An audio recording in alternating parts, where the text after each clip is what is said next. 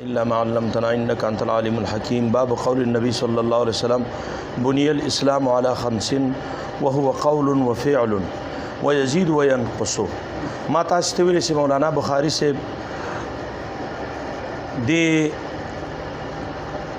باب کی چې دا دو دعوی دی او دا چې ایمان مرکب دا دی ایمان دی قول او دی فعل او دی تصدیق قلبی نه او بل دعوه چې دا غدا د ایمان یزيد و ينقص. دا دو دعوی دي دلته خودلته دا دوا رکنین ذکر کړی دي چې قول او فعل دا تصدیق نه د ذکر کړ. یو په دې وجه باندې تصدیق نه د ذکر کړی چې تصدیق کې د چا خلاف نشته، دا هغه ذکر کړی دي چې د چا خلاف ده. او یا مې درته وویل چې قول عام د که قول فعلی وي، هغه قول عام د که قول ظاهری وي که قول باطنی وي، وبعبارة أخرى قول لساني وي كقول قلبي وي. نو قول قلبي چې کوم د تصدیق ته وایي، یا فعل عام ده فعل جوارحي وي چې عمل ورته وایي، او که فعل قلبي وي چې تصدیق ورته وایي، نو قول او فعل خپل تصدیق ته ورځي. او یا تصدیق نه ذکر کړی ځکه هغې کې د چا خلاف نه وي. تصدیق خو ټول داخل پکې وایي، خو دومره د چې اوس محدثین وایي چې ایمان کې قول او فعل هم داخل ده. متکلمین فقها احناف دا وایي چې نه قول او فعل دا داخل نه دي پکې. شرط دی ورته خو شطر او جز نه دي.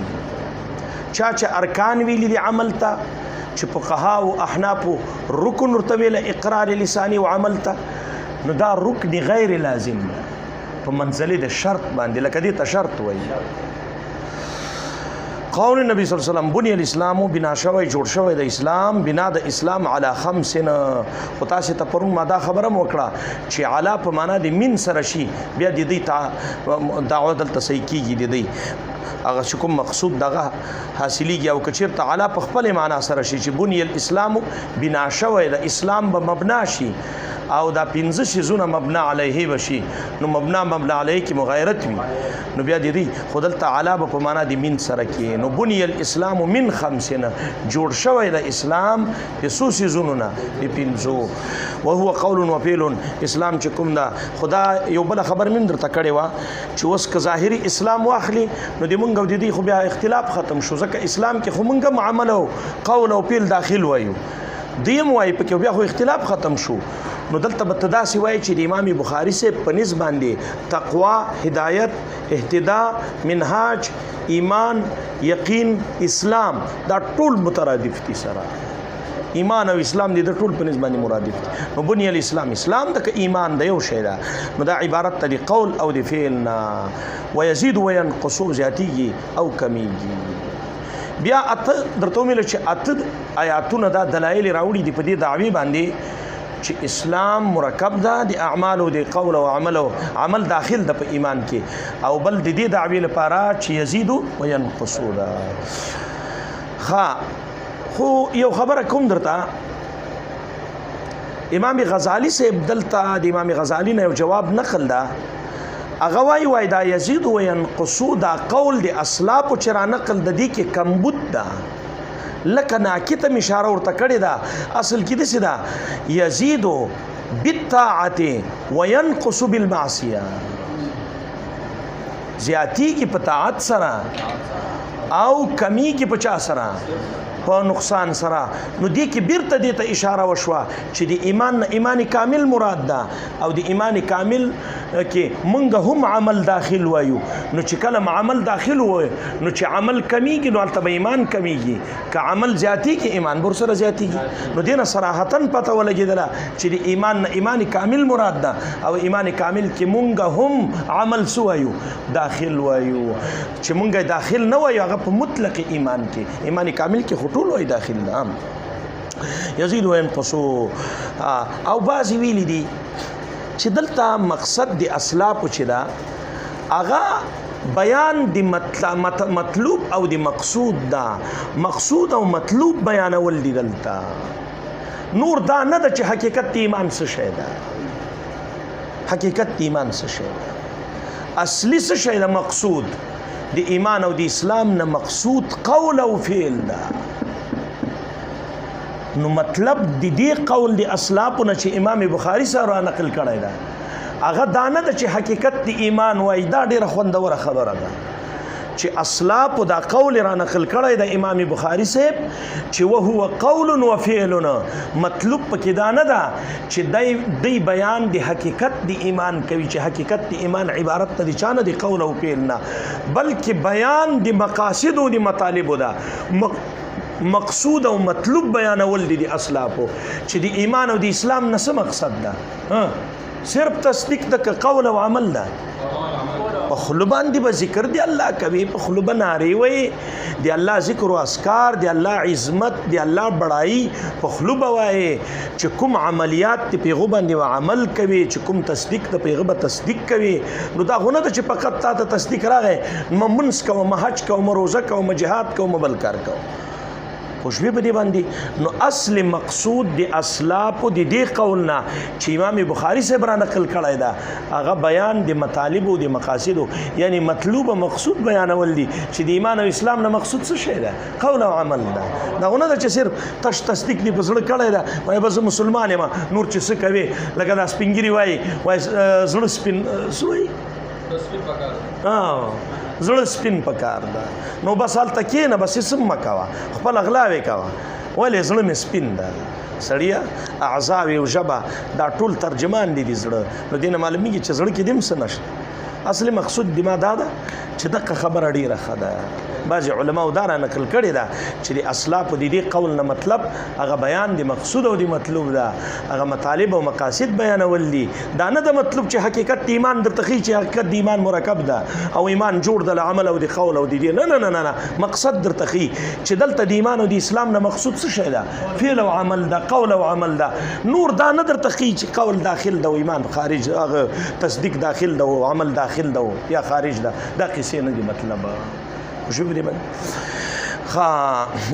قال الله تعالی فرمایلی دی الله رب العزت دا اوس هغه دلایل وایي په زیادت او نقصان او په غبله دعوه باندې چې عمل داخل ده پکې ایمان مرکب ده. لیزدادو دا کار مونږ وکړو څه لپاره؟ لیزدادو ایمانا مع ایمانهما، لیزدادو ایمانا مع ایمانهما. ایمانا یو ایمان، مع ایمانهم سرل ایمان دی دینا. سرنګا ایمان خو یو، خو په دې فتح او نصرت سره الله تعالی د دې نور ایمانم زیات مع ایمانهم، یعنی ایمان خو په اصل کې شته، خو لیزدادوا ایمانا مع ایمانهم، چې ایمان زیات کې الله تعالی مع ایمانهم سره له ایمان اصلي د دینا چې په زړونو کې اصلي ایمان شته، خو نورم په ایمان کې زیادت راشي. یا ایمانن هغه ایمان مراد ده چې کوم ایمان کوم ایمان هغه په تهیؤ د جنگ ده، تهیؤ د جهاد باندې. دا بل ایمان نه ایمان او تصدیق په مشاهدې د جهاد باندې. دوه ایمان شو. یو ایمان هغه ده چې په وخت د چا کې د تیارېدو کې د ځان تیاروي د جنگ لپاره، او بل هغه ایمان ده چې په وخت د مشاهدې د جنگ کې ده او په جنگ باندې لګیا یې. نو چې څه نبي علیه السلام ورته ویلي وو هغه ټول حقیقت دي. نو لیزدادوا ایمانا مع ایمانهم، نو یو ایمان د تهیؤ او بل ایمان د مشاهدې د جنگ. یا لیزدادوا ایمانا چې زیات شي دی لره څه لیزداد چې الله زیات کی ایمانن یو ایمان مع ایمانهم رسته دی ایمان د دینه هغه ایمان د دې چې کوم ایمان اصلي ده په ایمان اصلي باندې نور ایمان زیات کی. نو دا آیت صراحتا په دې دلالت کوي چې ایمان زیادت قبل ایمان کی زیادت راځي. لیزدادوا ایمانا مع ایمانهم. وګوریا دغه علما وایي د مونږه علما بیا دینه جواب کوي چې دلته د زیادت د ایمان نه یو زیادت دا ایمانهم رست معرفه ده. اول ایمانن نکره ده. تګورو ایمانن څه ده؟ اول چې ذکر نکره ده. دا بل ایمانهم معرفه نه ده. او قانون دا ده چې نکره ثانیا معاد شي یا معرف نکره ثانیا معرفه معاد شي یا معرفه ثانیا معرفه معاد شي. ثانی عین اولاوی یاد شو چې نکره ثانیا معرفه معاده شي یا معرفه ثانیا معرفه معاده شي ثانیا نه ثانی عین اولا ثانی بعین اولا وي نو د دې ورستنی ایمان نه مخکنه ایمان مراد ده نو دو ایمان خو نشو کنه چې ترکیب راشي پکې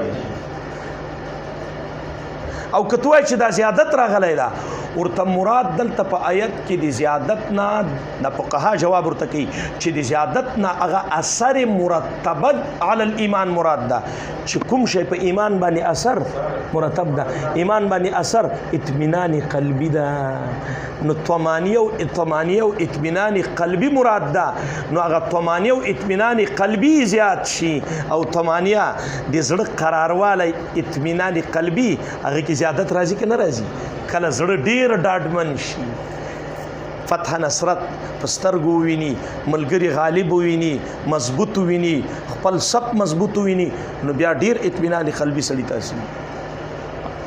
تاسو جواب باندې پوښوي نو دوه ایمان شو که یو د چې بیا ترکیب راشي ها نو دلته دوه دي که یو ده یو ولې ثاني معرفه ده اول نکره ده او قانون دا ده چې نکره ثانیا معرفه معاده شي یا معرفه معاده شي ثاني به عین اولا وي نو دا بل ایمان معرفه ده نو یو ایمان ده څه دوه خو نه دي چې ترکیب راشي او بل دا ده که ته ووایې چې لیزداد راغلی ده ورته زیادت په اعتبار د ایمان سره نه ده په اعتبار د اثر مرتبه سره ولې اثر مرتبه په ایمان باندې څه ده هغه اطمینان قلبي ده نو اطمینان قلبي زیات لیزدادوا ایمانا مع ایمانهم بل وزدهم الله وای من زیات کدی لره هدن هغه هدن ایمان ځکه دا د امام بخاری صاحب هغه باندې ده په خپل اعتقاد باندې په خپل مذهب باندې ده ولې د په نسبت باندې هدن وس مخکې درته ویل تقوا او هدا او یقین اهتداء ایمان اسلام ټول مرادف دي نو دلته خو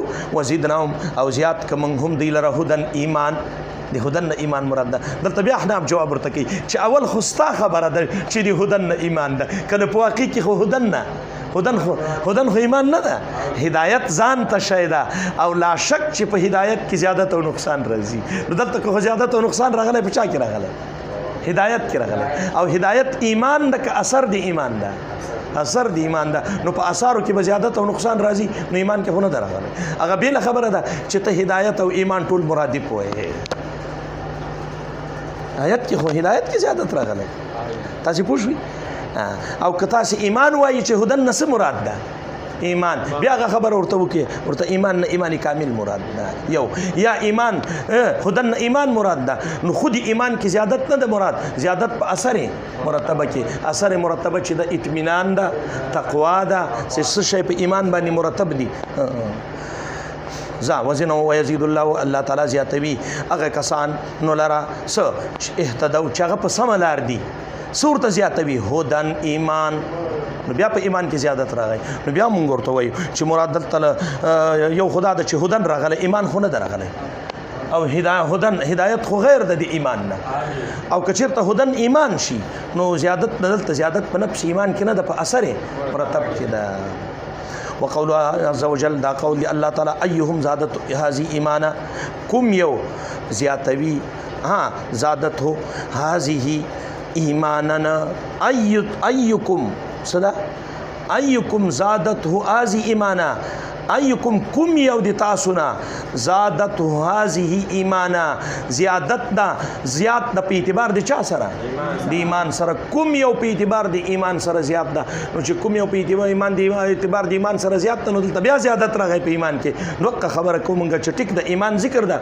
خو زیادت په اثر مرتبه کې ده فم الذين امنوا فزادتهم هغه کسان چې مؤمنان دي فزادتهم دا آیاتونه زیاتوي د زیادت کې آیاتونو ته ضمیر راځي ده او مخکې آیت کې ذکر ده فاما الذين امنوا هغه کسان چې مؤمنان دي فزادت دا